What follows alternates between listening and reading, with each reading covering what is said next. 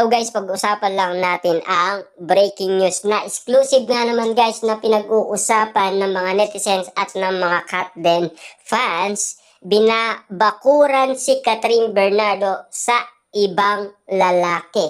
Grabe nga naman kasi guys dahil kitang-kita naman natin na ang Katden fans ay talagang binabakuran na si Catherine Bernardo sa ibang lalaki. Kita naman natin kasi guys na mas gusto lang ng mga Katden fans ay si Alden Richard. Na alam naman natin kasi kaya nabuo ang Katden fans dahil kay Catherine Bernardo at Alden Richard. At depende pa rin yan guys sa puso nila kung sino ang pipiliin nila.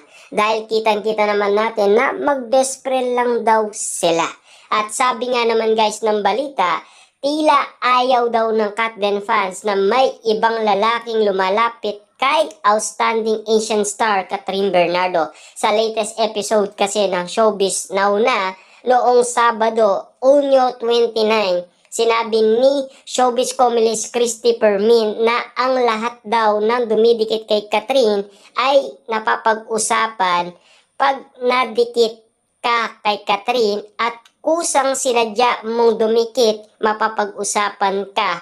Bakit hindi nila sasamantalain, diba, saad ni Christy? Hindi tuloy na iwasan ukatin ng co-host niyang si Romel Chica, ang aktor na si Dominic Roque na kamakailan ay naisipan kasama ni Catherine Bernardo. Siyempre guys, maraming beses na nakasama ni Catherine Bernardo si Dominic. Kita naman natin guys, kahit sa Palawan, lalong-lalo na sa gym at sa AB Clinic. Lalong-lalo na guys sa Halloween party. Yan ang pinaka-last update ni Dominic at Catherine Bernardo na marami ang naging reaction ng mga netizens na bagay din daw sila. Kaso nga lang may lumitaw na balita, 'di ba? Na inalikan ni Dominic si Sue Ramirez. At ang sabi pa dito guys,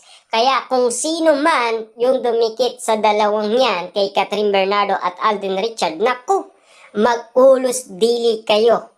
Paalala ni Romel. Pero naunaan na tuldukan ni Dominic sa isang panayam ang pag-iingritera ng mga tao sa kanila ni Catherine para liwanagin magkaibigan lang silang dalawa. Bukod kay Dominic na link din kay Catherine ang mga aktor na sina Jericho Rosales, Piolo Pascual at Dominic Pangilinan. Pero alam naman natin guys, kahit na si Jericho Rosales ay binasted na ni Catherine Bernardo.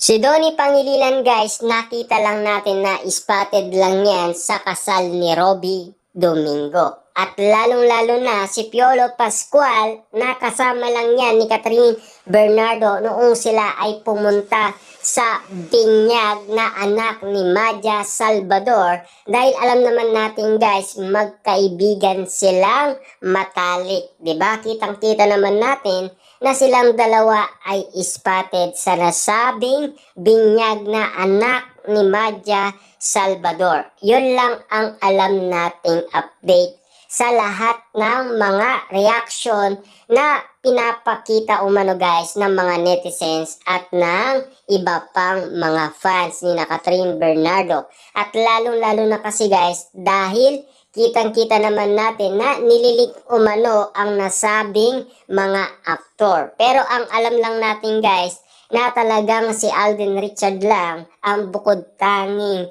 botong-boto sa pamilyang Bernardo. Siyempre kitang-kita naman natin guys na lahat yan ay kumakalat sa social media.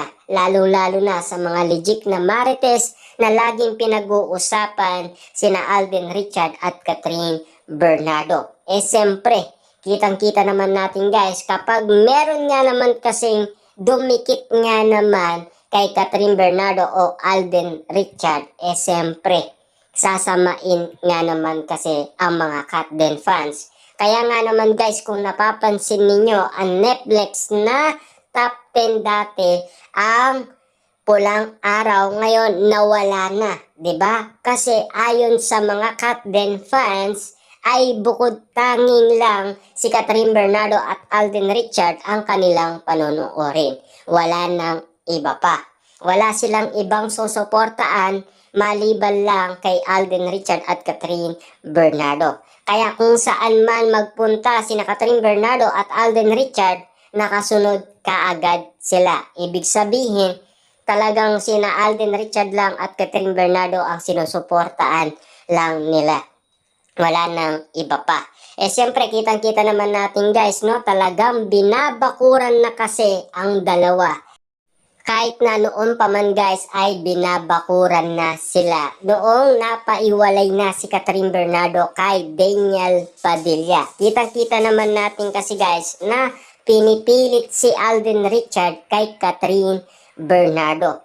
Pero ngayon, spotted nga naman at exclusive na talagang nagtagumpay ang mga Katden fans sa kanilang prediction at manifest. At alam naman natin kasi na talagang kitang-kita naman natin guys na nagmamahalan na sina Catherine Bernardo at Alden Richard. Kahit ano pa man guys na intriga at issue yan, basta't para sa kanila na mag-on na ang kanilang idolo. Kahit pa ano pa daw ang sabihin ng iba, para sa kanila ay sila na. Ibig sabihin, malaki ang chance ng mga Katden fans sa kanilang prediction. Ibig sabihin lang yan guys, para sa lahat ng kanilang nakikita ay solid na ang kanilang napapansin. Para sa kanila, talagang mag-on na sina Alden Richard at Catherine Bernardo. At siyempre, seryosong-seryoso nga naman guys ang mga Katden fans